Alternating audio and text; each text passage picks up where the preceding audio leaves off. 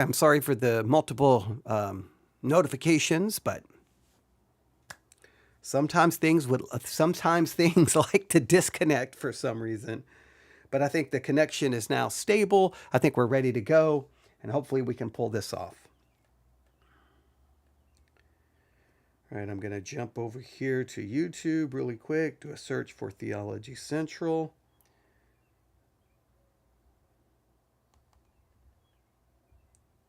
There we go. How do we sound? All right, I'm going to jump over here. Okay, that sounds good. Turn that off. All right, we got YouTube set up. Now let's go over here to Sermon Audio. Maybe. Let's go under the webcast. There we are. Turn that off. We sound okay there. All right. I think we're doing okay. Now we'll just give it a couple of seconds, make sure the connection stays stable, and then we go live, and let's hope we can get something accomplished. All right? I really do. I hope this goes well. If I'm being honest with you, I'm a little concerned, but overall, I think this is I know we need to do this. It's not a matter of should I, it's a matter of we need to. So we'll see what we can do. All right, we'll give it just a couple of minutes here. And we'll see what we can get accomplished, ladies and gentlemen.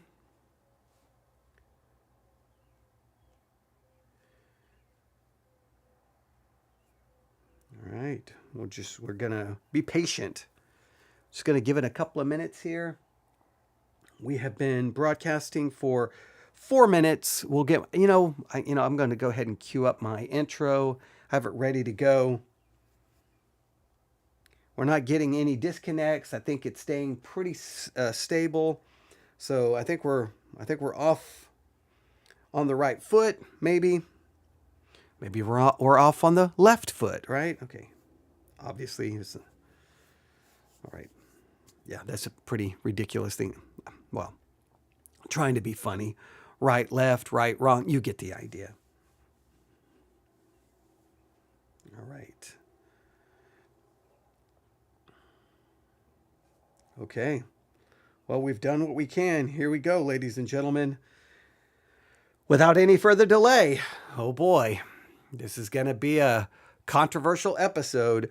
We go live in 5, 4, 3, 2, and 1. Looking at our world from a theological perspective, this is the Theology Central podcast, making theology central. Good afternoon, everyone. It is Thursday, March the 5th, 2026. It is currently 5:25 p.m. Central Time, and I'm coming to you live from the Theology Central studio, located right here in Abilene, Texas. Now, in our last episode, in our series, The Hell Question, we spent a great deal of time working through Matthew chapter 5, verses 27 through 30.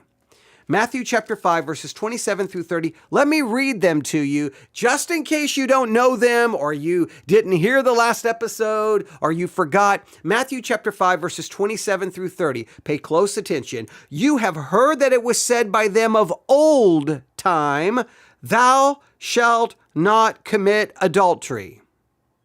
Verse 28. But I say unto you, that whosoever looketh on a woman to lust after her hath committed adultery with her already in his heart. And if thy right eye offend thee, pluck it out and cast it from thee. For it is profitable for thee that one of thy members should perish, and not thy whole body should be cast into hell. And if thy right hand offend thee, cut it off, and cast it from thee, for it is profitable for thee that one of thy members should perish, and not the whole body should be cast into hell. All right? We spent a considerable amount of time with that passage. And remember, Matthew chapter 5, verses 27 through 30 is a passage that is a part of Jesus' teaching on the Sermon on the Mount. All right? This is a part of the Sermon on the Mount. You cannot forget that, all right? It's very, very critical to understanding everything here. And the reason we covered Matthew chapter 5, 27 through 30 in our series on the hell question is because, look at verse 29, should be cast into hell. Verse 30 should be cast into hell. All right. Hell is mentioned twice. It is the Greek word Gehenna. All right. We talked about that. And so we had no choice. And our series on the hell question, we're looking at every verse that's talking about hell, judgment after death. And so we felt like we had to work through it. And that's exactly what we did. All right. We carefully worked through the text. And we discovered something. Does anybody remember what we discovered? I hope you remember. We discovered that the verse, doesn't really tell us a lot about the nature of hell itself. Doesn't really give us any great insight. It doesn't explain the mechanics of hell, doesn't explain the mechanics of judgment. It doesn't address the duration of punishment. It doesn't really do anything to move the debate forward between eternal conscious torment and annihilationism. It doesn't really do much. So I could have just said, look, ladies and gentlemen, the next passage that mentions hell is Matthew chapter 5, 27 through 30. It just sounds like hell is a really bad place and you don't want to go there. All right? So what do you do with that? All right, now let's move on. But see, if I do that, I'm just going to the passages simply to try to say, what does this say about this debate? But these passages are, most of the time, scripture is not there simply to allow yourself to win a theological or interpretive debate. Oh, this verse goes with this side, or this verse goes with this side. No, the verses are there, in many cases, trying to do something far different than what we try to use them for. We try to use them to prove a point about, it could be name any doctrinal issue. Oh, we're going to use a verse to prove a point. And you have to stop and go, wait a minute. Before we use the verse to prove a point or to try to prove a doctrinal position, what we have to do is let the verse speak and try to understand what the verse is saying. In many cases, it's not really saying anything about what people are trying to use it for. So, as we studied the passage, I think we noticed something very important and very powerful. Matthew 5, 27 through 30 reveals, and it revealed, and it will always reveal how Jesus intensifies the law and exposes the true depth of human guilt. Remember, the Sermon on the Mount is Jesus exposing us to the true understanding of the law, and it exposes our inability, our failure, our guilt, and it condemns. And for some weird reason, the church loves to go to the Sermon on the Mount and turn it into a moral lesson. Oh, no. You need to do this and don't do this and try this and do this. And here's 7 steps. And that's a complete misunderstanding and interpretation of the Sermon on the Mount. It is supposed to show you you're condemned, you can't do anything, and your only hope is Jesus Christ. It's not about moralism. It's not about 5 steps to be better at this or better at that. It's to make you, by the end of the sermon, to say, woe is me, I am undone. I am unclean. I deserve judgment. But for some weird reason, the church teaches this like, oh no, I'm going to follow the Sermon on the Mount and I'm going to prove that I'm saved and I'm going to take these 17 steps that I learned in this series and I'm going to do better. That you missed the entire point. In fact, that literally leads you more to the mindset of the Pharisees and the Sadducees than what Jesus is really trying to do. In fact, he's trying to destroy the mindset of the Pharisees and the Sadducees, and he's trying to destroy their whole understanding of righteousness, which is an external obedience to the law. See, in Matthew 5, 27 through 30, Jesus is telling us that adultery is not merely an outward act. Adultery, it begins in the heart. You can be guilty of adultery without ever committing an actual physical act. you are an adulterer, you are an adulteress, whether you have ever touched another person or even been alone with another person. It's simply because of your desire, what is in your heart. Because out of the heart comes adultery. Out of the heart comes fornication. The Bible, Jesus makes that explicitly clear. And once you understand the law, and you understand the law in the right way, come on. If you understand what Jesus is saying here, everyone stands condemned. Very few people are going to be able to say, well, I'm not an adulterer, I'm not an adulteress. Everyone's going to have to say, we all are in some way, shape, or form.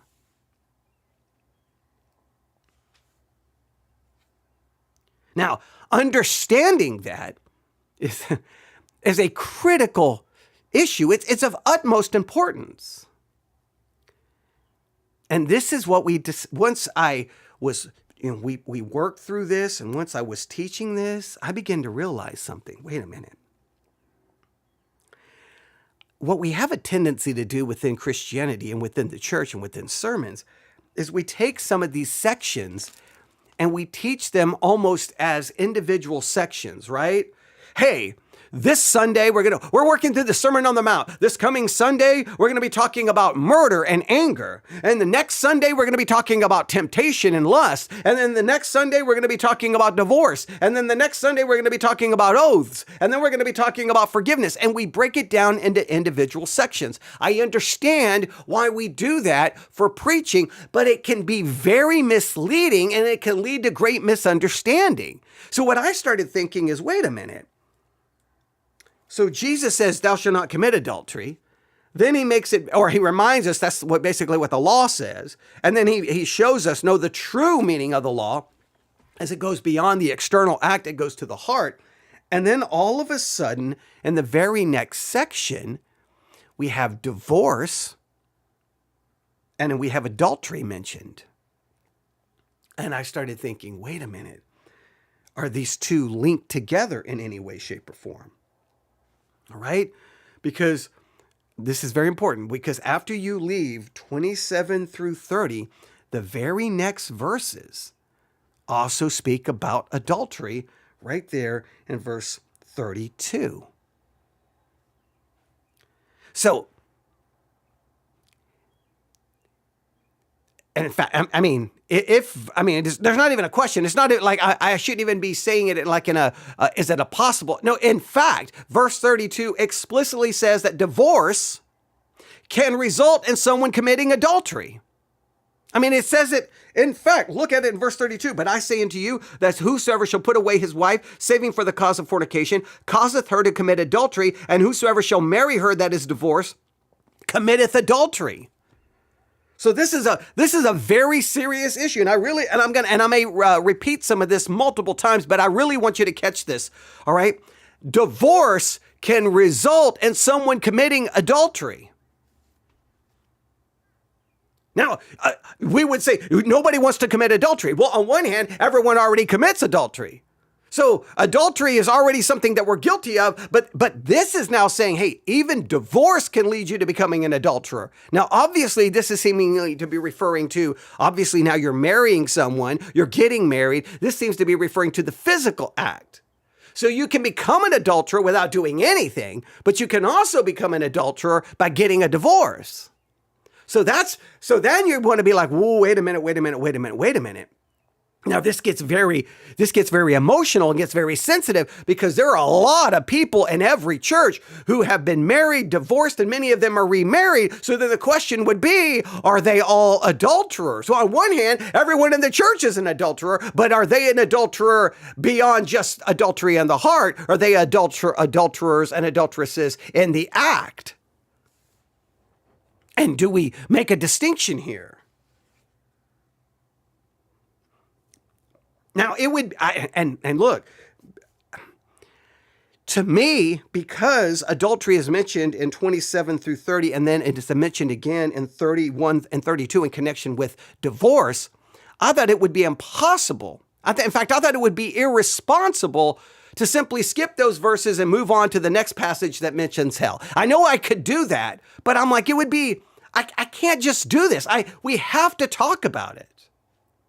I mean, if we're going to interpret scripture carefully, and which is what we try to do here on this podcast, then I can't just isolate verses just because they fit a particular theological debate. Hey, look, these fit this theological debate. Let's just look at them. But I also have to understand the context. And once you understand the context, there's a lot going on here. So what I'm going to do is obviously this entire episode is going to be dealing with verses 31 and 32. Obviously, you can see where I'm going. We're going to have to talk about it. And we're going to get into a lot of history and difficult theological, textual, hermeneutical issues.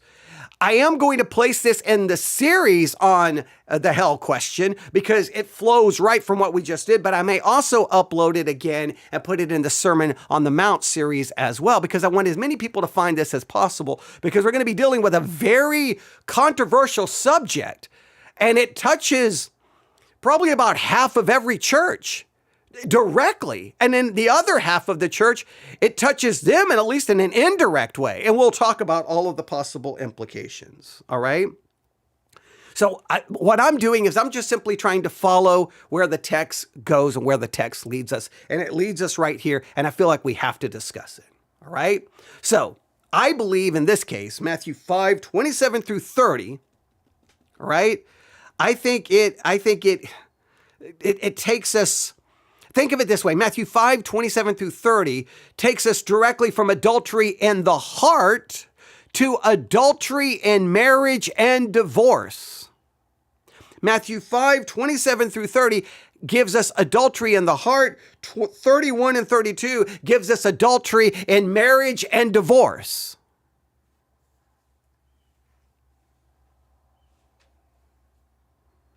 Right? So I believe the connection, we can't ignore it, and we have to talk about it, all right? Now, and I think we have to consider this. Once Jesus has shown us that the law exposes adultery in the heart, the next question naturally becomes, well, what exactly is Jesus teaching about divorce, remarriage, and adultery in Matthew 5:31 through 32? Because it does raise a lot of questions, right? Well, if everyone is an adulterer, then why are you going to talk about, wait a minute here, be careful, because if you get a divorce and then if you get remarried or marry someone who's divorced, you could be an adulterer. On one hand, I want to say, so what? Everyone's already an adulterer, because if you just look at someone the wrong way, you could be an adulterer. So what is going on here? The whole passage is somewhat, I think it's fair to say, very difficult, and should require everyone to go, wait, what is happening here? And I think, and look, there's no question about it. Whether you want to, you can say it's quite simple. Well, if you think it's quite simple, well, congratulations, because in 2,000 years of church history, it's never been quite simple. They've been debating about it since the first century. Nobody seems to know. There are so many different opinions on this, it's not even funny. But I think you have to deal with it because, well, the passage before, hey, there's adultery in the heart, and now the next thing you know, we have adultery in marriage and divorce. Okay, then everyone is impacted in some way, shape, or form. All right? Now, here's the question. What exactly is Jesus teaching about divorce? What exactly is he teaching about remarriage? What is he teaching about adultery in Matthew 5:31 through 32?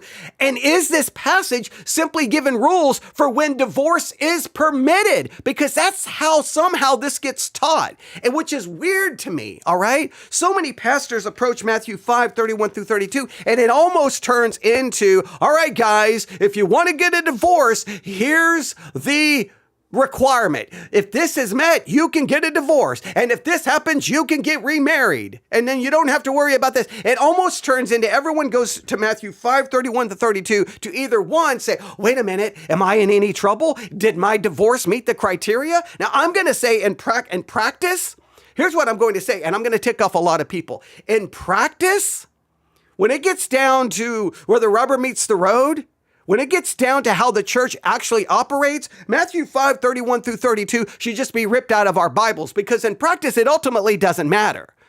Because even if you have people sitting in your church today who they don't even meet, a lot of people thinks Matthew 5:31 and 32 is giving you what they call an exception. Here's the loophole. Here's how you can be okay to get a divorce. And they will go and say, okay. And you've got people sitting in your church who they don't even meet the exception clause or the loophole. They're like, well, I was married, I got divorced, I got remarried. I don't quite meet the requirements for this loophole. Well, then what do? If they're sitting there married and it didn't meet the loophole, they are literally adulterers. They are living in adultery. They are committing adultery every time they are physically together. Nobody's going to do anything about it. They're either going to do everything in their power to go, no. I think I meet the loophole. Okay. No, I'm good. But if they don't, nobody's going to do anything. Are they going to be excommunicated? Are they going to be called to repent? Are they going to be called to abstain from sexual relations? No, they're going to sit there right in the church partaking of the Lord's Supper. They may even be involved in ministry. They say, well, God forgives. Well, God forgives, but every time they have physical relations, God just keeps forgiving? Well, if that's the case, then why are you going after the teenagers for committing fornication? God forgives. Why are you going after people who are homosexual? God forgives. Why are you going after someone who's looking at porn? God, why go after anything? It is so weird. You can literally have people sitting in your church living in adultery. And we just say, well, they were married. It didn't go well. They made some mistakes. They got divorced. They got remarried. But now everything is good. But no, this says there's the possibility that you could be committing adultery. Why is adultery bad in some situations, but it's not bad in other situations? And the church never wants to deal with this. In some cases, the church will have like a divorce recovery class. And in many cases, it's almost encouraged to, hey, these people met in the divorce recovery class and they got remarried and the church will remarry them. And you're like, well, wait a minute. Are they possibly not committing adultery? Nobody cares. And everyone will find a loophole to justify it. And at some point, you got to go, wait a minute, this game seems rigged. Those two people are in trouble, but those two people sit right there in the third pew week after week after week after week, and they commit adultery and nobody cares. Now, come on. This should make everyone uncomfortable. So I think in practice, nobody cares, but we have to deal with it because literally, so we got adultery in the heart. It seems the church seems to care a lot about adultery in the heart, right? That's why you need filtering programs and you need not to look at this and don't look at this and don't do that and don't do this and don't do that. But wait a minute, people can get divorced and remarried and be living in adultery and nobody seems to care about that. So is the passage, and again, the church typically approaches this as, someone will be like, I was struggling whether I should get a divorce or not get a divorce. And I was struggling whether I'd done anything wrong when I got a divorce. And I was looking in Matthew 5:31 through 32. I think I meet the exception clause. And it's like, wait a minute. Already that's confusing. Is Jesus here trying to teach, here are the ways, or this is the requirement for you to be able to get a divorce? Is he teaching when divorce is permitted? That seems to go against the entire Sermon on the Mount. So is this passage simply giving rules for when divorce is permitted? And that's how it's typically handled. Or is Jesus continuing the same pattern we've already seen? And what's the pattern that's already seen? We're going to look at it. Over and over, he intensifies the law, and he shows, or he exposes human righteousness, and that is completely inadequate. I mean, look, he started, and I'm not going to go through it all, but if you look at everything that leads up to this, he intensifies. Oh, you don't think you've ever committed murder? Well, guess what, buddy? You've murdered in your heart. Hey, you don't think you've ever committed adultery? Well, you've committed adultery in your heart. And then all of a sudden, Jesus supposedly in 31:32 going, hey guys, here's the different ways you can get a divorce and you can get remarried. This seems weird. It seemed like he would be intensifying this to condemn, since that's the entire pattern in the Sermon on the Mount. So it's already weird the way the church handles this. It disconnects it from the sermon. And it's like, okay, all right, ladies and gentlemen, how many meet this requirement? You're good to go. Celebrate. Everything's wonderful. But the passage has to be doing something else, or at least I think it is. So we're going to slow down as we always do. I know we're not going that slow. We're already 21 minutes into this, but we're going to try to examine how Matthew 5, 31 and 32. And we're going to try to understand it. We're going to try to approach it carefully, textually, honestly, historically, because if we truly want to understand what Jesus is saying about adultery, divorce, and the law, you can't stop at verse 30. We're going to have to understand verse 31 and 32. So I think the text demands that we keep going. So are you ready? Here we go. First, I want you to see the pattern. I want you to see the pattern. I've already alluded to it, but now I'm going to really, really drive this home, right? Because before we even begin taking apart verse 31 and 32, trying to understand this, is this an exception clause? Is this the loophole? Okay, is my divorce and remarriage okay? Is it acceptable by God? Is it not acceptable by God? What are we going to do here? I think before we can do anything, we have to stop and look back carefully at the larger section here in the Sermon on the Mount. Because if we isolate verse 31 and 32 from the context, I think you're certainly going to misunderstand it. You're going to misapply it, misinterpret it, and misuse it in sermons, right? I believe the section that we find ourselves in verse 27 all the way down to 32 and following, I think this section actually kind of goes back to a key statement in Matthew 5:19, where we read these words. Whosoever therefore shall break one of these least commandments and shall teach men, so shall he be called the least in the kingdom of heaven. But whosoever shall do and teach them, the same shall be called great in the kingdom of heaven. And then notice what he says. For I say unto you, that except your righteousness shall exceed the righteousness of the scribes and the Pharisees, you shall in no case enter into the kingdom of heaven. That sets up the warning. That sets up the criteria. Again, just look at that. It should shock you. Unless your righteousness exceeds that of the scribes and the Pharisees, you will never enter the kingdom of heaven. Now, I know we don't care, right? We're like, well, the Pharisees, the scribes, I don't care. You don't even give it much thought. But especially for the original hearers, that would have been shocking. My righteousness has to be better than them, or I'm not even getting to heaven? Now, this immediately sounds like a very works-based system, right? My righteousness, and guess what? Your righteousness has to exceed the scribes and the Pharisees if you ever have any hope of heaven. In fact, you have to have a perfect righteousness. The issue is, how do you obtain that perfect righteousness? By what you do, by what you don't do, or do you obtain it by it being accredited to your account coming from none other than Jesus Christ, who obeyed all the commandments perfectly? Now, if we believe we are saved by an imputed righteousness, that's how we get a righteousness that far exceeds the scribes and the Pharisees. But what some people do is they approach the Sermon on the Mount as if somehow we can actually have a practical righteousness that exceeds theirs. So sermons turn into, well, you need to do this and you need to do this and don't do this and do this, as if you can obtain a practical righteousness that exceeds theirs. That's a misunderstanding of the entire Sermon on the Mount.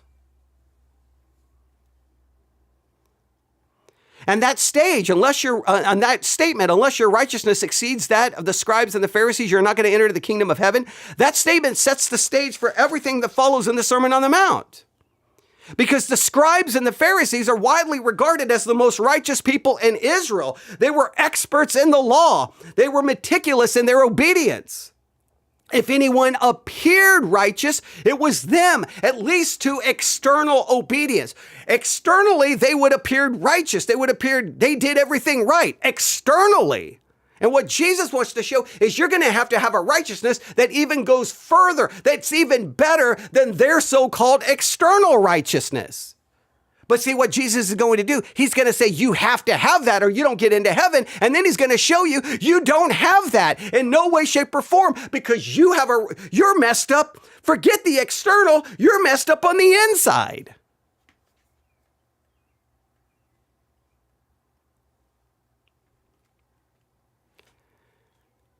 And what Jesus is going to ultimately do is not only does your righteousness have to exceed that of the scribes and the Pharisees, or you're not getting into heaven, he's going to show that even their external righteousness itself is not even enough. And so the rest of the section shows us why. Beginning in verse 21, this is where Jesus begins to say, you have heard that it was said, but I say unto you. And each time he does this, he takes a commandment that the people understood in an outward behavioral way, and he reveals its deeper meaning. For example, the commandment against murder. Most people assume that as long as they've not physically killed someone, they have to be innocent. But Jesus comes along and says, no. Anger, hatred, contempt places a person under the same judgment. Then Jesus moves to the commandment against adultery. And again, many people would be like, hey, I've not committed the physical act of adultery, so I am innocent.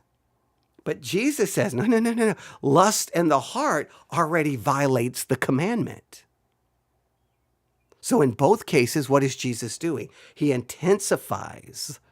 He is showing that the law is not merely about your external actions. It reaches into your heart.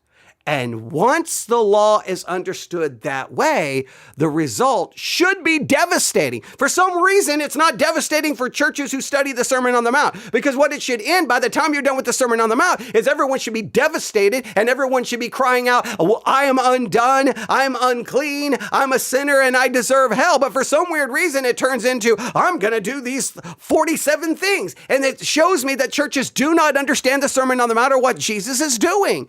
Your righteousness must be perfect or you don't get into heaven. And so everyone should be like, well, then according to the Sermon on the Mount, nobody's getting into heaven because no one is obeying this thing. No one.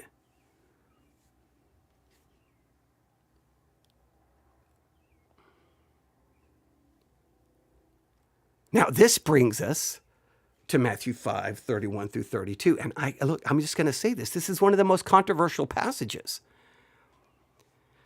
This is where Jesus, look, if hell is controversial, talk about divorce, and it's extremely controversial.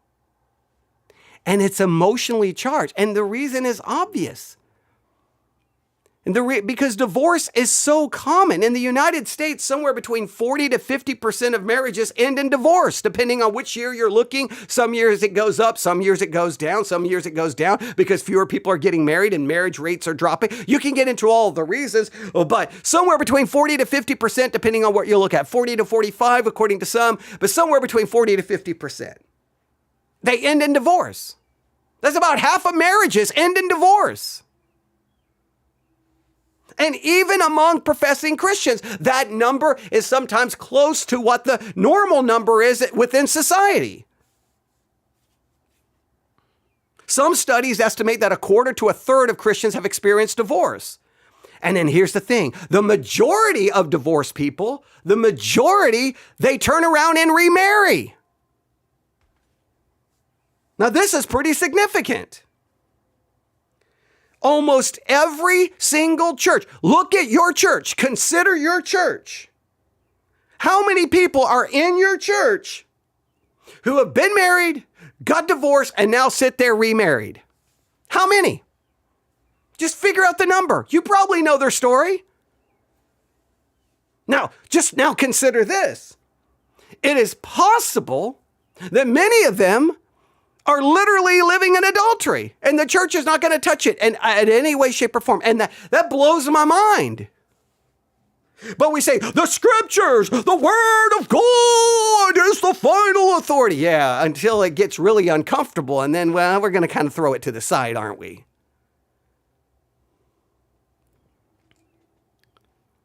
Now, because of that number, all of that, and it's because every church has In some cases, 20, 30% of your church, maybe even 40% of your church is made up of people who are married, divorced, and remarried. Well, guess what? Pastors are going to be like, ooh, all right.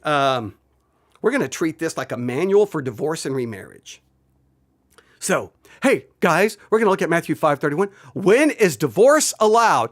All right, good. See, we got some reasons why divorce is allowed. Hey, when is remarriage permitted? Okay, well, if they did this, okay, you're good to go. Hey, and what circumstances justify ending a marriage? Because some of you are in some bad situations.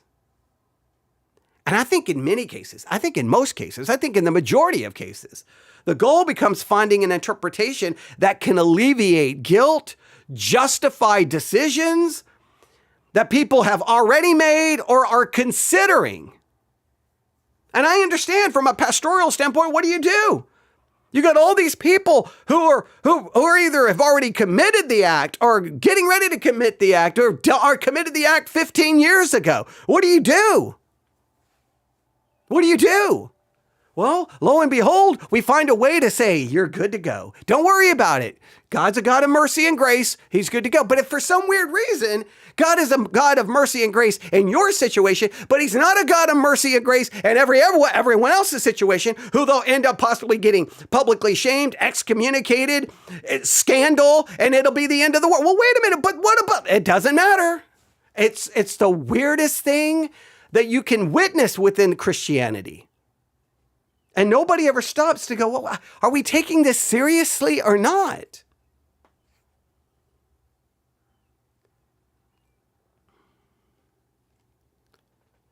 Now, I'm going to stress this again. If you step back from verses 31 through 32, all right, I got to drive this point home, all right?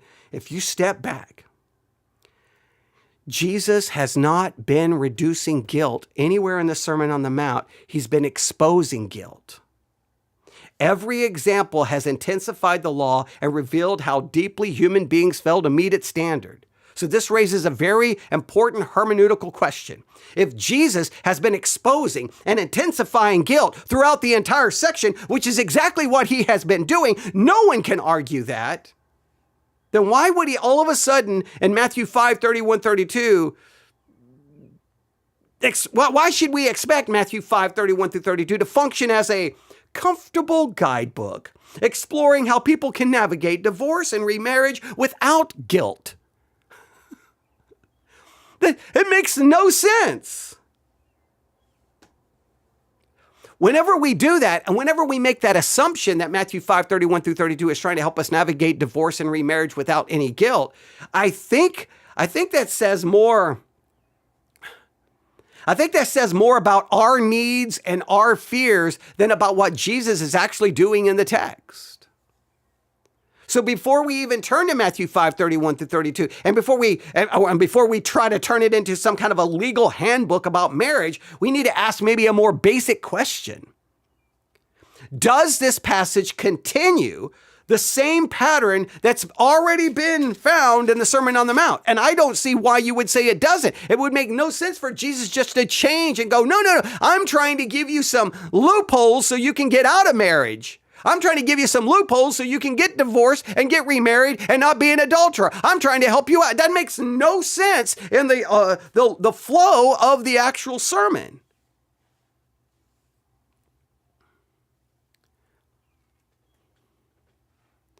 So, do we have that? I think we have that. All right, now, oh boy, we got a lot to do.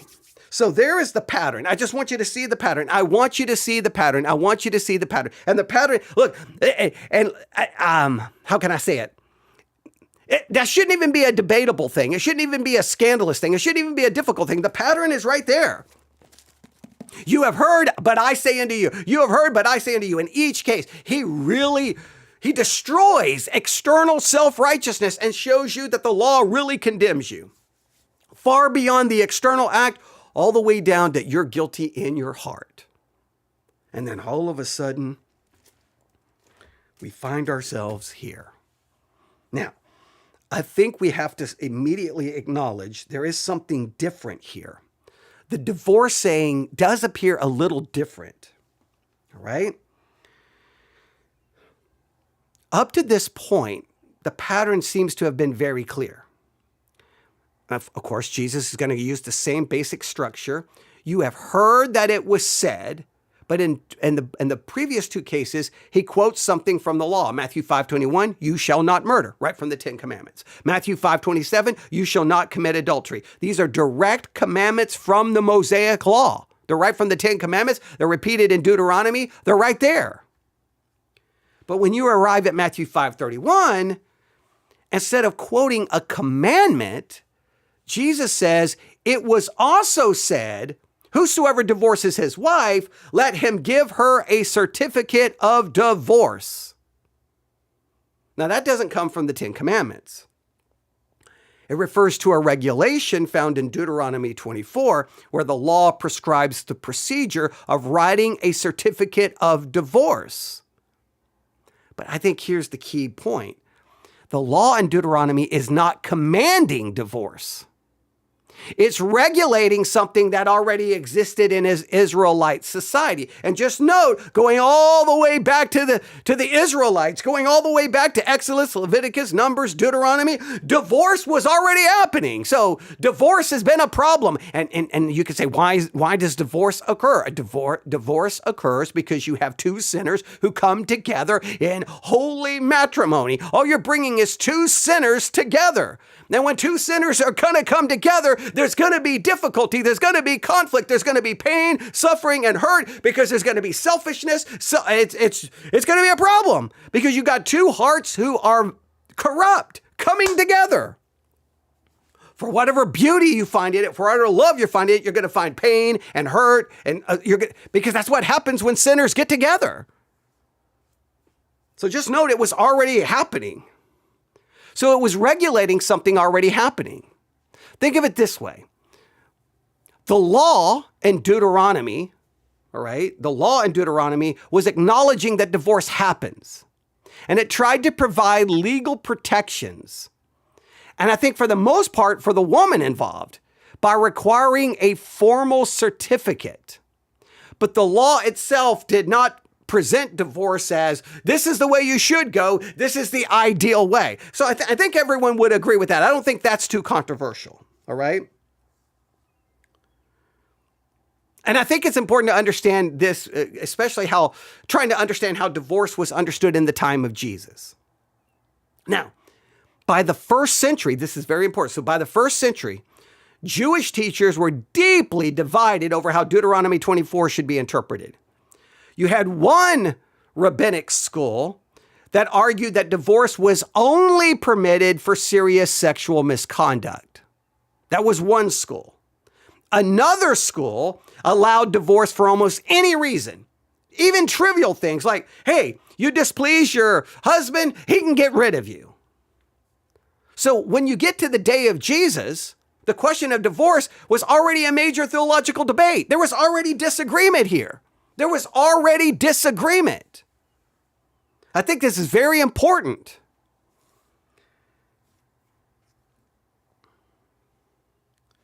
So I think you can think about it this way. People were arguing about what counted as legitimate grounds for divorce all the way back in the first century. Is this a legitimate ground? Is this an illegitimate ground? So was I divorced properly? Was I not divorced properly?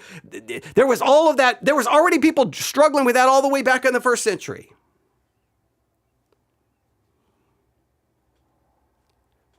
So I think in a roundabout way, instead of entering that debate, that first century debate,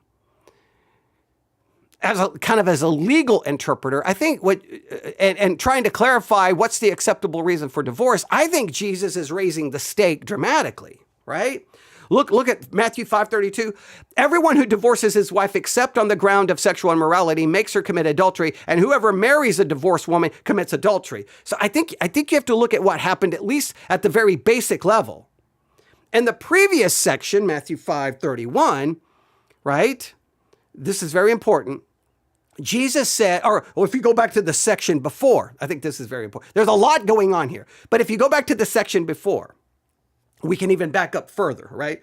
So he talks about sexual immorality. In fact, he states it this way. But I say unto you that whosoever shall put away his wife, saving for the cause of fornication, right? Now, please note, it says fornication. It doesn't say adultery. All right, we'll get there. But just note, in the previous section, Jesus said that lust in the heart already violates the commandment against adultery. And now immediately afterwards, he says that divorce and remarriage can result in adultery as well. So the direction of the teaching seems to remain consistent. Jesus is not reducing the seriousness of the law. He is showing how easily people can become guilty in violating it. Hey, you can become guilty in violating it in what way? In your heart, by lust, or you could end up violating this idea against adultery by getting a divorce. So he's at least showing you, hey, there are multiple ways that you can be guilty of this adultery commandment.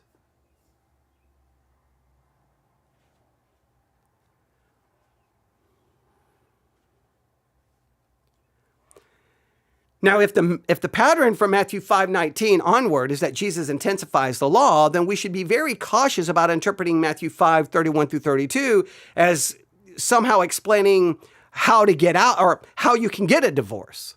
All right?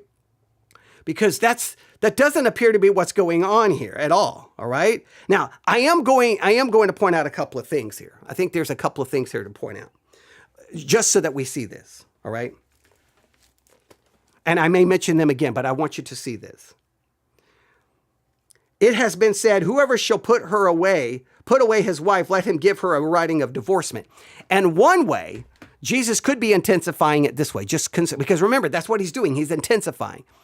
They could have been like, hey, I gave her a bill of divorcement. I gave her a certificate of divorcement. I'm good to go. Well, I got a certificate of divorcement. I'm good to go.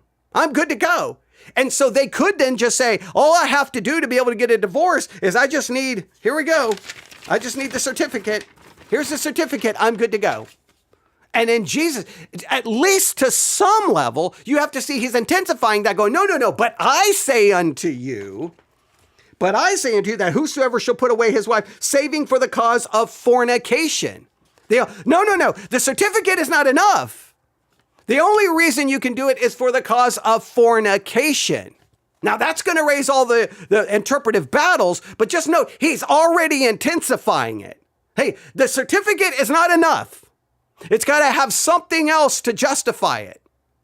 All right? And if it doesn't reach this criteria, whatever this criteria is referring to, then if you marry someone who's been divorced, or you basically you can become an adulterer, and you don't want to become an adulterer. So that means this is very serious. Certificate's not enough. Whatever the fornication is has to be a requirement, not the certificate. So already he's intensifying. I want you to see that's following at least that much of the pattern. Oh, you don't think you've committed murder? Well, guess what? You have. You don't think you committed adultery? Guess what? Oh, you think you're okay because you gave them a certificate of divorce? Let me tell you, it requires more than that. So immediately we know Jesus is intensifying, at least to that level. That has to be abundantly clear.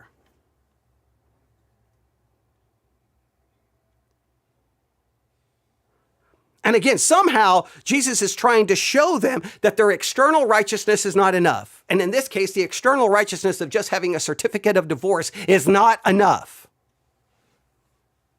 Something else has to be going on.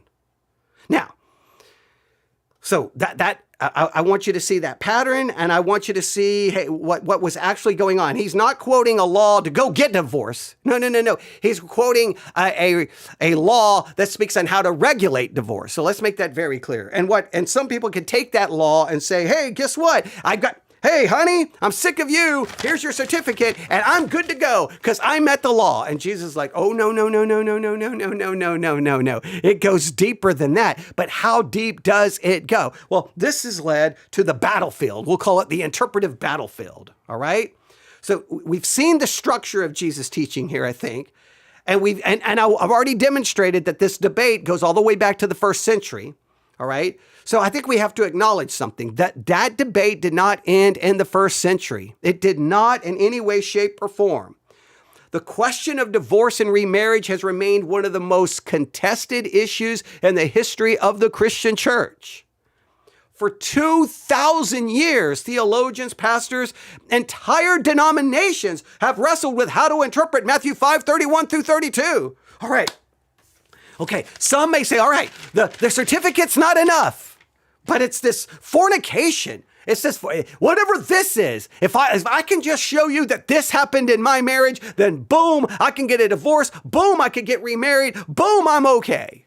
And so everyone wants to somehow find out, especially anyone who's either considering getting a divorce or have been divorced and been remarried. They desperately have a lot of skin in the game to use that phrase, because if somehow they don't meet this requirement, ladies and gentlemen, they are adulterers. They are adulterers. So everyone wants to somehow we got to figure this out. And guess what? 2,000 years, nobody can figure it out. Different traditions have arrived at very different conclusions about whether divorce is permitted, when remarriage is allowed, and what in the world is Jesus actually talking about? So let's go through at least some of the major views. I'm not going to give you every single one because there's two of them I'm going to save for later, but I'm going to give you some of the main ones. The first one, we'll call this the permanence view, or we'll call it the strict permanence view. Now, this is one of the oldest interpretations in the church. Now, I'm not going to make an argument about that. Some will say, well, if it's the oldest view, it's the right view. It doesn't matter if it's old or young. I always get tired of that. Well, this is the oldest. Look, I want to know what the oldest view is.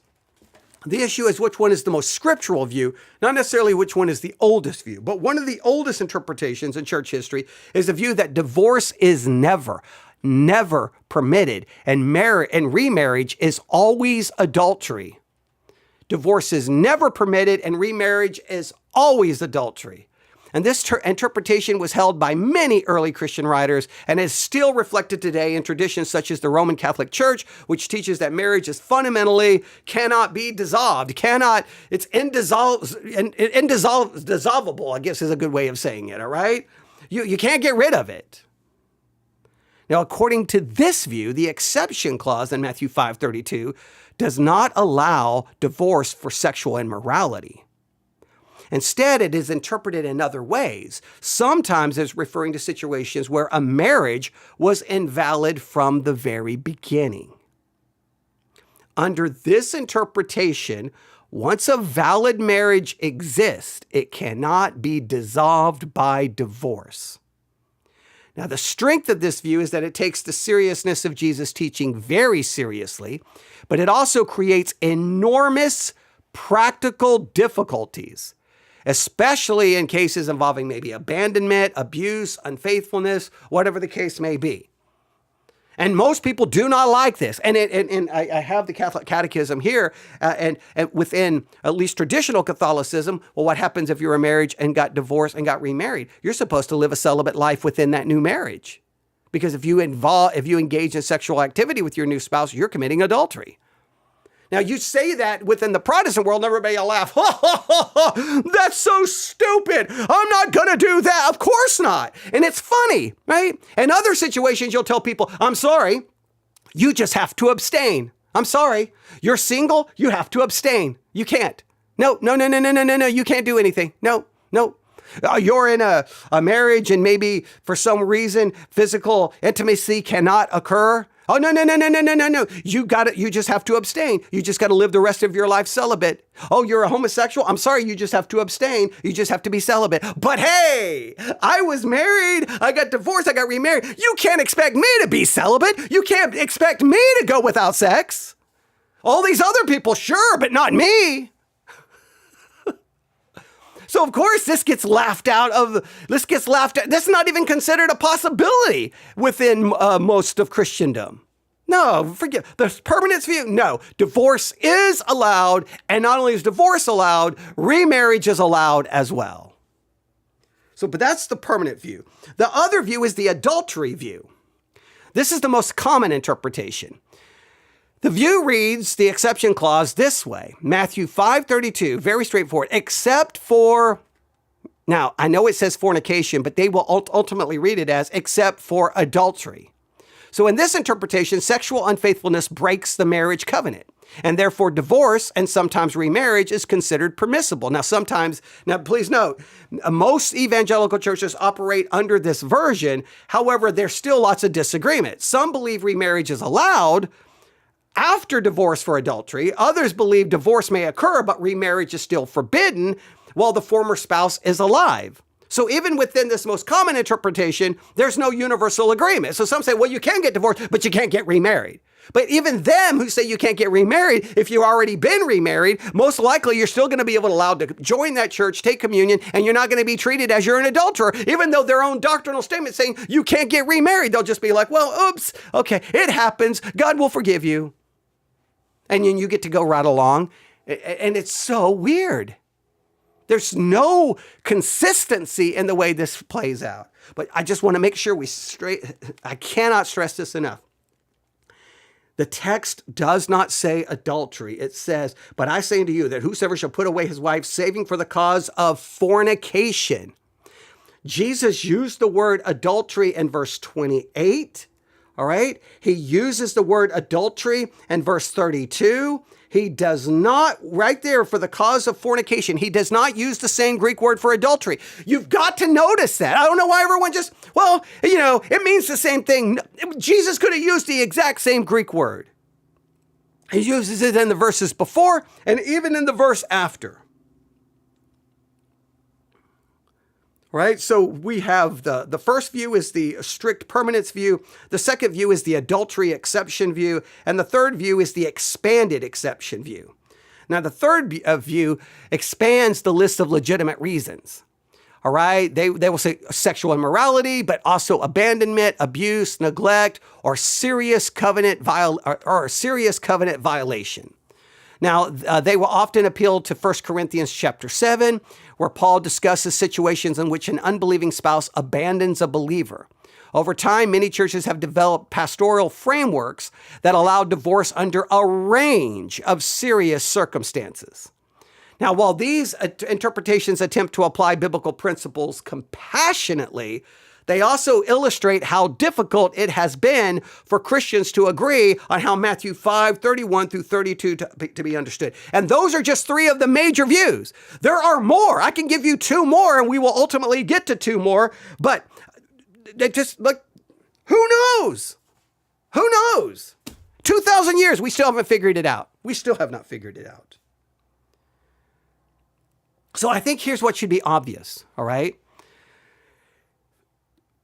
There are sincere Christians who take the Bible seriously, and we have yet to arrive at a unified conclusion about this passage. Some say divorce is never allowed. Others say it's allowed for adultery. Others include additional grounds. The debate continues, and it continues, and it continues. So that alone should caution us against assuming that the meaning of the text is simple or obvious, because clearly it's not.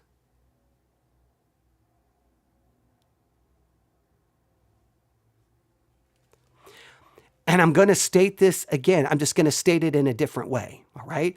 Because I'm going to remind you of the context over and over and over. In every example leading up to Matthew 5:31 through 32, I cannot stress this. I cannot stress this enough, all right? In every example, anger, lust, adultery, Jesus has not offered a loophole. He's been exposing the deeper demands of the law, which then raises a serious question. If Jesus has been intensifying the law throughout everything here, then why would he suddenly expect him to switch directions and start providing, hey, here's your loophole. This is when you can get a divorce. It makes no sense. And I think this becomes this will become even more important to see when we get to this. We'll try to get to a greater detail about the exception clause. All right, but I think we need to. We have to at least try to consider a couple of things. All right, we've seen that divorce and remarriage has been debated. There's no question about that. We've talked about how entire denominations disagree. We know that to be a fact. And we know that Matthew 5:31 through 32 is deeply emotional because 40% of your church may be made up of people who are divorced, who are married, divorced, and remarried. But guess what? We cannot resolve this problem by appealing to tradition. We cannot resolve this by looking at our denominational position. We cannot look at our at pastoral concerns on like how are we going to run the church if we no we can't look at any of that. We can't look about what we feel, what we've been through. All we can do is like what in the world is the text doing, and wherever it leads us, that's where we have to stay, whether we like it or not.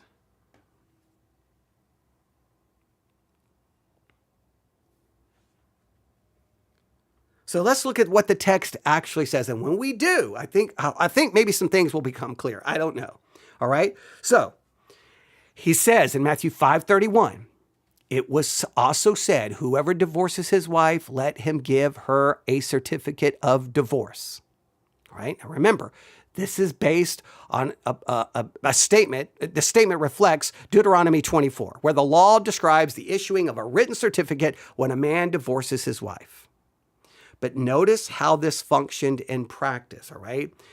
Over time, the requirement of a certificate became a way for people to feel morally justified in what they were doing. Hey, as long as the legal procedure is followed, I did what the law required. I gave the certificate. I followed the rules. So it's almost like the certificate functions like a legal shield for the conscience. And that's exactly... Again, I've already mentioned this, but I just want to drive this point home because this is exactly what the early examples have done. Because someone could say, I've never murdered anyone. Therefore, they believe they're innocent. But Jesus says, no, sorry, no, not so quick. Anger and contempt already violates the commandment. You are a murderer. Hey, I've never committed adultery. Jesus says, wait a minute. Lust in the heart already violates the commandment. You are an adulterer. And now we arrive at divorce. So immediately we can at least say right there in Matthew 5:31, a person could say, I followed the law. I gave the certificate. I did everything properly. And this is exactly when Jesus says, but I say unto you, no. The law is not being reduced. It's being intensified. The standard is not being lowered. It's being revealed in its full force. Jesus is exposing something deeper. The certificate of divorce may satisfy a legal requirement, but it does not resolve the moral problem. Because Jesus now says, hey, wait a minute here. Divorce itself can lead to adultery. So this is more serious than simply following a legal procedure. And this is why we have to figure out what's going on. So this is going to lead us, I know we're almost at an hour, to the key phrase. But I say unto you that whosoever shall put away his wife, saving for the cause of fornication. Now, at first glance, this may appear to be like super obvious. They assume Jesus is saying that divorce is only permitted in cases of adultery. That's almost how everyone immediately reads this and uses it. But in fact, that interpretation has become so common in modern Christian teaching that I don't think anyone even questions it if they hear it. But when you slow down, I think, man, something's going on here. Jesus does not use the Greek word for adultery. He uses the Greek word porneia. And that does not mean only adultery. In fact, the Greek word for adultery is used right there before it. In fact, you can just, I can pull up, let me just show you. I can't show you, I can let you hear it. Let me pull up the Blue Letter Bible app. I can just show you because, or let you hear. So if we go back to Matthew chapter 5, and we go back here to the verses that come right before it, right? If we go right to the ones before it, that whosoever looketh on a woman to lust after her hath committed adultery with her in his heart. If I pull up the interlinear, here is adultery. Strong's G 3431, moihuo. Moihu, right? Moihu, right? That's the Greek word for adultery. Now, that's right there. That's literally right there in verse 28. He comes to verse 32 and he says that whosoever shall put away his wife, saving for the cause of fornication. Guess what, ladies and gentlemen? He doesn't use the word adultery. He uses this word. Strong's G 4202. Porneia. Porneia. Porneia. Porneia. Okay, now what do we do here? Why is he using a different word? You have to take this into consideration. You have to. Porneia. Why? Jesus, what? Why not just use adultery? It's so simple. Okay, guys, look. Here's the deal. I know you've got the certificate. The certificate's not good enough unless someone has committed adultery. If they commit adultery, boom, they can get divorced, and boom, they can get remarried. Problem is solved. It does seem, I guess in some ways it still meets the pattern. Hey, I know all of you think, hey, look, I've got the certificate. And Jesus is like, no. It demands more. It demands that adultery has taken place. But he doesn't say that. He uses porneia. Why? It makes no sense that he would use a completely different Greek word. And then he returns back to the Greek word for adultery right when he says, if saving for the cause of fornication causeth her to commit adultery. He goes back to the word adultery right there. So literally right before and right after, he uses the Greek word for adultery. But right here for the supposed exception clause, he just decides not to use the word adultery. And you can't just ignore that. Because you got 40% of your church who's been married, divorced, and remarried. You say, well, hey, wait, did anyone commit adultery? Yeah, all right, you're good to go. Your marriage is okay. We're not going to have any problems with that. Well, wait. It doesn't say adultery. It says porneia. It says sexual immorality. And that deals with very specific things, right? Maybe homosexuality, maybe intercourse with animals, bestiality, sexual intercourse with close relatives, possibly the worship of idols. Some very, very, very specific things. Now, it can go beyond that, and I'm not saying it doesn't include adultery or include premarital sex, but it also has this references to some very extreme things. Keep that in mind. All right, because it's very, very important that we understand this. All right, and because we have to try to figure out what is going on here. All right.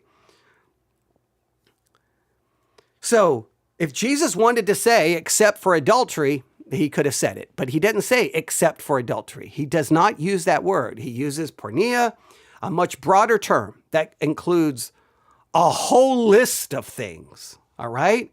So why would Jesus use a broader term? If the situation Jesus had in mind was simply marital adultery, then using the more precise word would seem like the natural choice, makes the most sense, offer clarification, end this debate. And I think this is one of the reasons I think dedicated Bible students and theologians have debated this passage, well, for 2,000 years. Now, some will argue porneia still includes adultery, therefore it functions as a general reference to sexual sin within marriage. Others argue that the word may point to a completely different kind of situation entirely. All right? Now, I could go through and show you all the ways, but I already showed you that the words are different. All right? There's no other way to get around it. The words are different. That's just a fact. There's no debating it. There's no arguing it. The words are different. All right. And I think before we just rush to a conclusion, we have to once again, I'm gonna, some of this I know I keep driving into your head, but I really want you to get this. Remember what Jesus says here at the end of verse 32. Everyone who divorces his wife makes her commit adultery. That is an incredibly and strong statement, because it suggests that divorce itself can lead to adultery, which means Jesus is not just discussing a legal procedure here of when you can or can't. He is exposing a deep moral consequence of dissolving a marriage. And that observation pushes you back into the larger pattern, which we have seen. Jesus is revealing that the law reaches deeper than people expect. And you know what? And I think it's important. This is so important. It also makes you realize, wait a minute, I got to make sure. And again, I will just stress this. If you have people who don't, whatever way you want to handle Matthew 5:31 through 32, if they don't meet whatever exception clause you want to put there, why do you treat them as if they're not committing adultery? And if you're not going to treat them like they're committing adultery, then leave everyone else alone. You can't have it both ways. You can't say, well, all these people are just they're under the exception clause. They're good to go. But I mean, they can't even be under the exception clause, so they don't meet the exception clause. You just give them amnesty, I guess. But here's the thing, and this is very important, because we could run into a problem here with porneia. Now, this is very dangerous, and I want you to see this. Do you notice what can happen here? Wait, you can get a divorce for porneia? If someone commits porneia, you can get a divorce? And if we treat porneia in the most broad way possible, because it can include everything, well, guess what? You're guilty of sexual immorality just looking at someone the wrong way. Well, then that would mean you could pretty much justify any divorce. Did your partner ever commit adultery by looking at someone with lust? Yes. Okay, you can get a divorce. Did they ever look at pornography? Yeah, they did. Did they ever get caught up in some romance novel and they had fantasies of being with this? Oh, well, on and on and on and on and on and on and on and on and on. Before you know it, if you go with that route, if you're going to go with porneia, can just refer to basically anything, then there's no one who can't get a divorce. Every single person listening to me, you can get a divorce. Your partner can divorce you. You can divorce your partner because you're guilty of some form of sexual immorality if you open up porneia to be just this wide interpretation.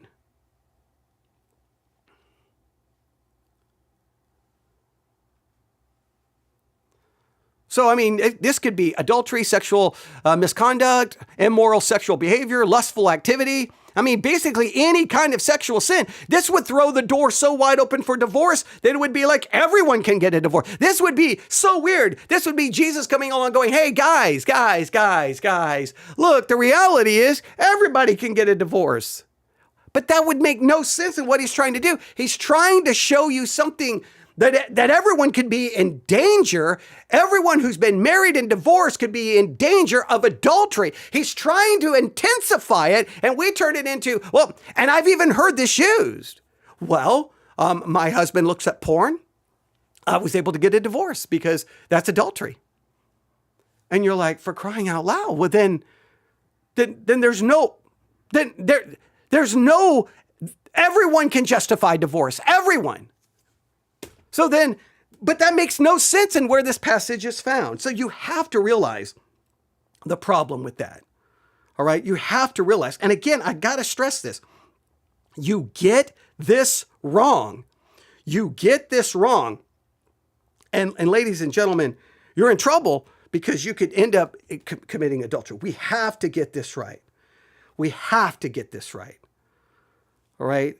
This is so serious. And we also have to understand here that everyone wants to talk about this exception clause. I got to stress this. This exception clause does not appear other places. Mark chapter 10, verses 11 through 12, whoever divorces his wife and marries another commits adultery against her. And if she divorces her husband and marries another, she commits adultery. There's no exception clause. Jesus just simply states the principle. In Luke chapter 16, everyone who divorces his wife and marries another commits adultery, and he who marries a woman divorced from her husband commits adultery. Again, it's just absolute statements. There's no qualifying exception given, and this raises an important interpretive question. If Jesus intended the exception clause in Matthew to provide a general permission for divorce in case of adultery, then why did the parallel teachings in Matthew and Luke literally omit the exception clause?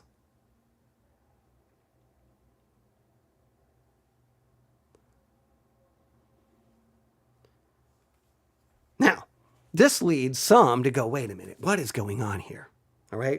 We got all kinds of problems because on one hand, we could just throw this open and go, everybody can get a divorce. And that doesn't seem to make any sense. That goes against everything Jesus is trying to do here in the Sermon on the Mount. Why does Jesus use a completely different word? Nobody has a good explanation. We don't know. There is one possible explanation for why Jesus uses porneia here, and he does not use the word adultery. All right? And I think we have to at least consider this, right? In that culture, in the Jewish world, first century, marriage happened in two stages. The first stage was betrothal. Betrothal was far more binding than what we call our modern day engagement. Will you marry me? Let me give you an engagement ring. No. A betrothed couple was legally committed to each other, and ending that commitment required a formal divorce. But the marriage itself was not yet fully consummated. And during that betrothal period, if sexual immorality occurred, the betrothal could be dissolved. So we actually see an example of this situation in the opening chapters of, well, the Gospel of Matthew. The only gospel where the exception clause happens, we have an exception clause. We have an example of the exception, and that's Matthew chapter 1, verses 18 and following. Joseph discovers that Mary is, pregnant. I wonder how that happened. I wonder how you ended up pregnant, right? I mean, come on. He's not going to think, oh, look, it was a virgin conception. No, he's not going to think that, right? So what does he decide to do? He decides to put away or divorce her quietly. Joseph and Mary were only betrothed, but ending the relationship required a divorce because betrothal was legally binding. And for that reason, some scholars have suggested that Jesus' exception clause might refer to sexual immorality discovered during the betrothal period rather than adultery within a fully established marriage. In other words, the exception would not be creating a broad permission for divorce with marriage. Instead, it would be addressing a very specific situation in Jewish marriage customs. Now, that fixes a lot of problems. Now, it may not fix everything, but it does fix this. Hey, guys, no. A certificate is not enough. The only time you can get a divorce is when sexual immorality has occurred, and sexual immorality is not going to be referring to sexual immorality when you're married, because that would be referred to as adultery. But during the betrothal stage, when someone has engaged in sexual immorality, and then, now you can put her away.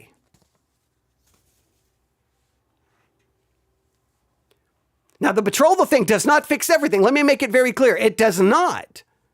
But it would greatly limit it. No. It's not just a certificate. It can only be in this particular case. And Matthew, the gospel itself, gives you an example of that case when Joseph is going to put away Mary.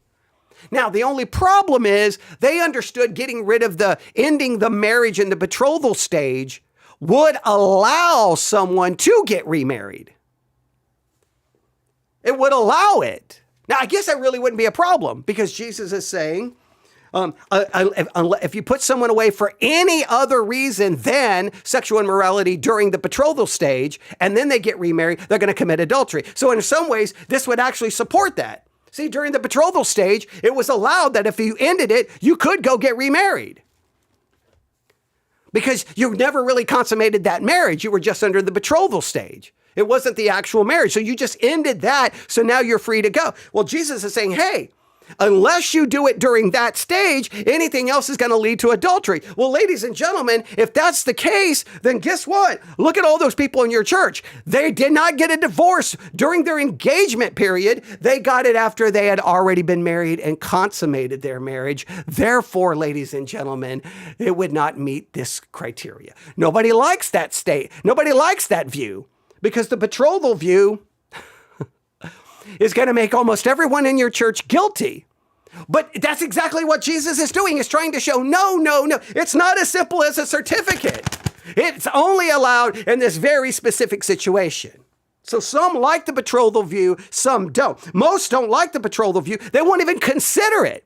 But it makes the most sense since it's the very gospel where we see it taking place with Joseph and Mary.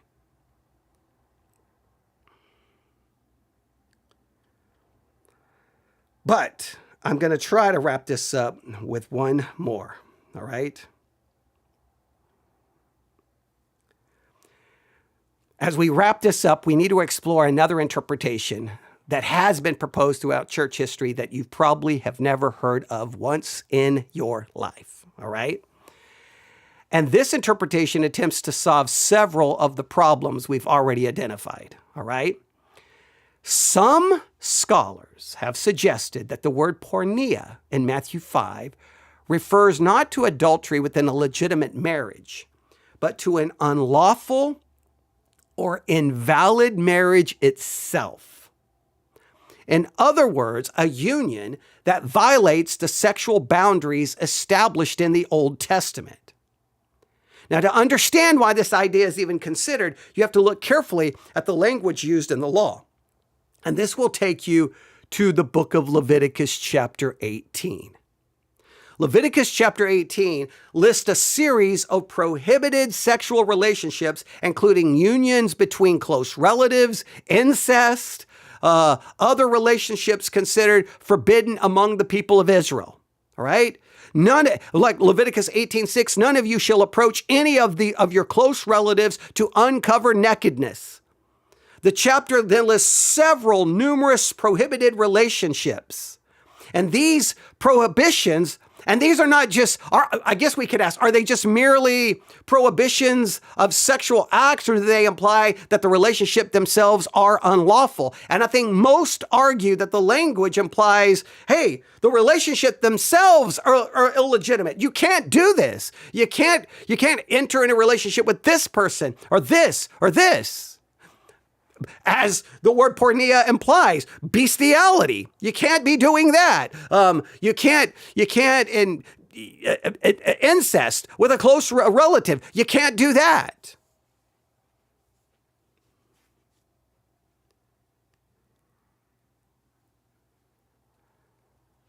And in Leviticus 18:24, at the end of Leviticus 18, do not make yourselves unclean by any of these things. The chapter concludes by warning that those who commit these acts will be cut off from among their people. Leviticus 18:29, if you're doing any of these things, you can be cut off from Israel at large. These are unlawful relationships. You cannot enter into these relationships. You cannot enter into these acts in these relationships. So throughout church history, some concluded, wait a minute. If two people enter a relationship that's violating these prohibitions of porneia, these extreme sexual type situations, the union itself cannot be considered a legitimate marriage. In fact, the relationship would be classified as porneia. And if that is the case, then the exception clause in Matthew 5:32 would be something very specific. Jesus would not be saying that divorce is permitted for adultery within marriage. He would be saying that if the relationship itself is sexually immoral because it violates God's law, then dissolving that relationship is not the same thing as breaking a legitimate marriage covenant. So in that situation, the separation would simply be ending a union that should never have existed in the first place. You can't marry your brother or sister when the law becomes established in Leviticus and other places. You can't do that. You can't do it with a close relation. So if you have entered into that and you dissolve that, it's okay, because it's porneia. It's sexually immoral. It's not considered a true marriage.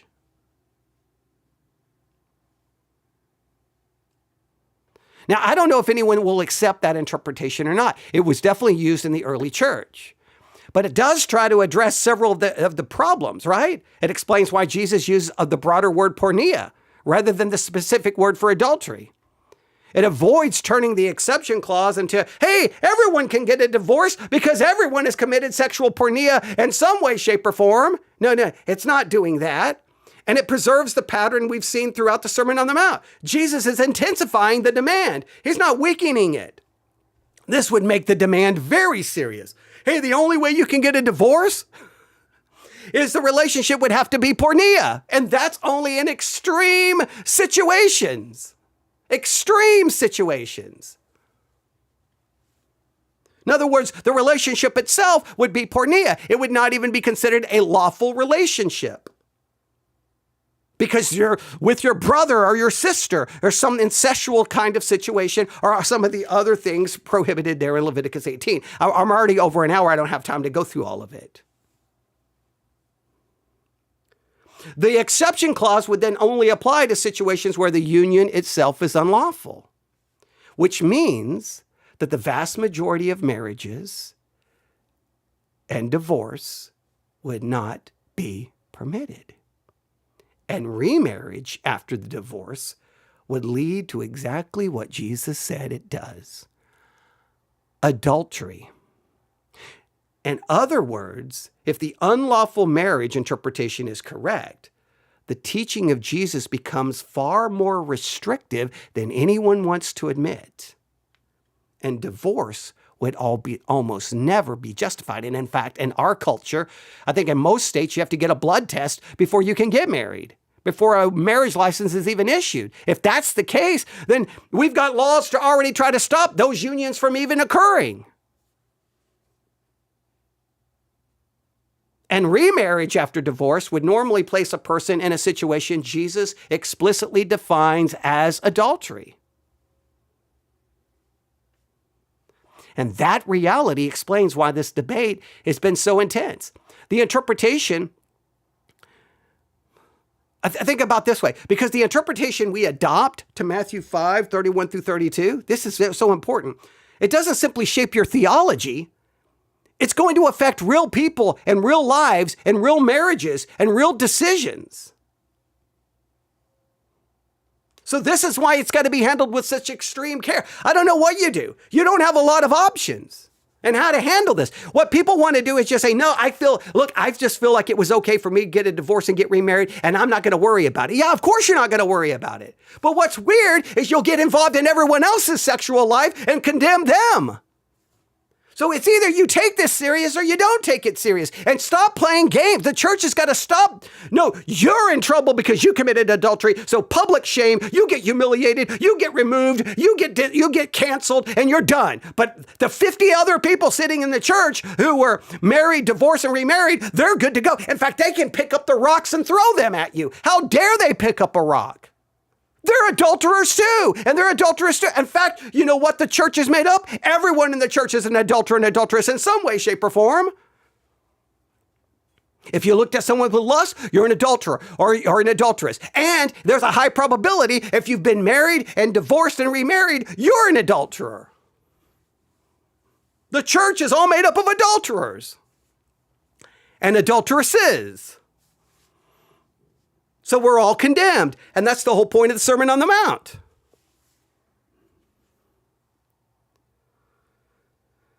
So as we come to the end of this very, very, very, very long episode, we're going to have to try to remember how this whole thing started. The debate over Matthew 5, 31 through 32 is intense. No one can everyone has to acknowledge that. Christians have disagreed about this for centuries. Denominations have taken different positions on divorce and remarriage, and the stakes are deeply personal because there are people listening to me right now. You were married, you were divorced, and you were remarried. And I don't know where that puts you in the classification here, but I know this. If it makes you an adulterer, well, congratulations, you're talking to another adulterer because I'm already condemned in this text as well.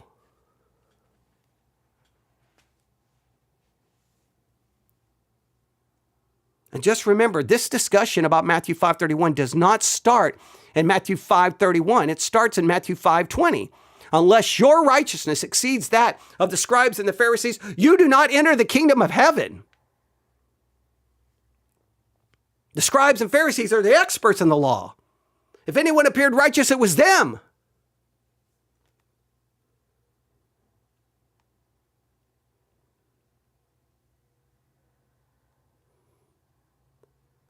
And that should make us all go, well, wait a minute, we're all in trouble. Yeah, we are.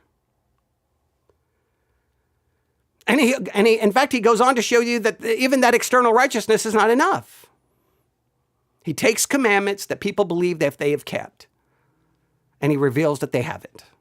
People thought they were innocent because they hadn't murdered anyone. Jesus says, nope, you are. People thought they were innocent because they had not committed adultery.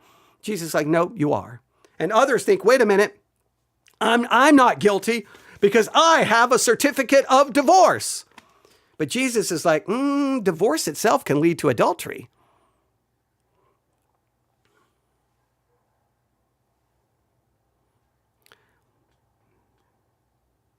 And I think what we have to realize is that the wording here raises questions. The exception clause does not use the word adultery. It uses the word porneia. Interpreters have tried all kinds of different ways to understand this. Some want to connect it to adultery. Some want to connect it to the betrothal immorality. And I think the betrothal one is also a good explanation because it at least makes sense somewhat textually. But others connect porneia directly to Leviticus 18. The interlinear connects porneia to Leviticus 18. But here's what should be clear. No matter what interpretation you want to adopt, Jesus is not making the law easier. And if your interpretation makes the law easier, then I'm sorry, you're misinterpreting the passage. If the righteousness required for the kingdom of heaven must exceed that of the Pharisees, then the standard of the law is far higher than any external righteousness you can come up with.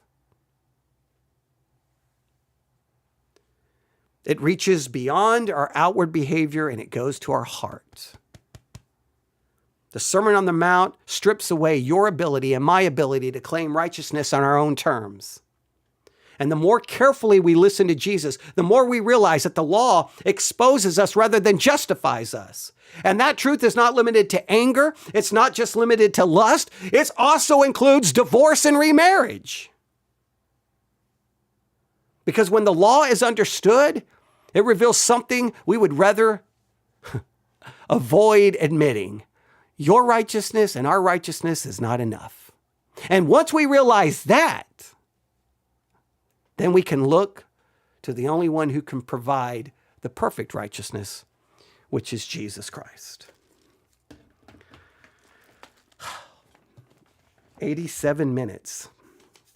I know that's ridiculously long, but I don't know what else to do other than if I broke that up into two parts, it would take away the force of the argument. I want you to see how difficult it is. So I don't know which view you want to go with. I don't know. I know most people are just going to say, no, I think adultery is good enough. I can justify it. Some will just say, well, anybody is an adulterer, so anybody can get a divorce. At that, you're destroying it. I think, to me, the betrothal or the unlawful relationship, I call it the unlawful relationship. In other words, a relationship is unlawful. So if you end that, okay, that's okay. But that's the only reason you could is porneia. And look up porneia, again, in the Blue Letter Bible app, porneia, or porneia, I think it's this. Strong's G 4202. Porneia. Porneia. I tend to say porneia, but porneia. All right. If you look at it, I mean, literally, it does include adultery, but it has homosexuality, being a lesbian, I'll do it that way, lesbianism, there we go, intercourse with animals, sexual intercourse with close relatives, all right, the worship of idols. In other words, it's these, and in fact, it even has a reference here to Leviticus 18. So in other words, and what Jesus is saying, hey, you can't get a divorce unless it meets porneia, meaning that the relationship itself was unlawful and wrong. And so the relationship itself does not constitute a covenantal marriage, an actual marriage. Now, then you can get rid of the person and then they can get remarried. But if it's not for that, anyone who gets married or gets divorced and remarried, it commits adultery. In other words, it would very much limit it. And because most of that in Leviticus 18 is most of it's dealing with incest. A good portion of it deals with incest. I think a good portion of it, if you want to look at it. And I don't have time to read all of it. And the betrothal one would limit it. So, I mean, ultimately, you're left with a lot of options, but the church can't handle that because you're going to end up in trouble. So what's weird is people will be like they're involved in adultery all the time. thinking they're so good to go, and they'll condemn everyone else. And it's the weirdest thing I have ever seen. Everyone else is held to this standard. Oh, no, you have to abstain. You have to be celibate. You can't do this. You can't look at that. You can't do this. And then you see them walking to the car with their spouse, and you're like, but aren't you divorced and remarried? Are you going to go home and be with that person because you're an adulterer? Oh, it doesn't count. Oh, wow. Congratulations. That's convenient.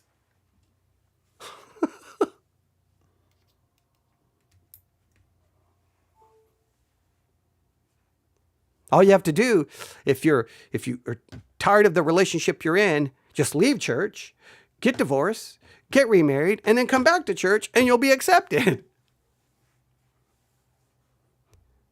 And you can just claim, oh, the other person committed adultery, and you're good to go.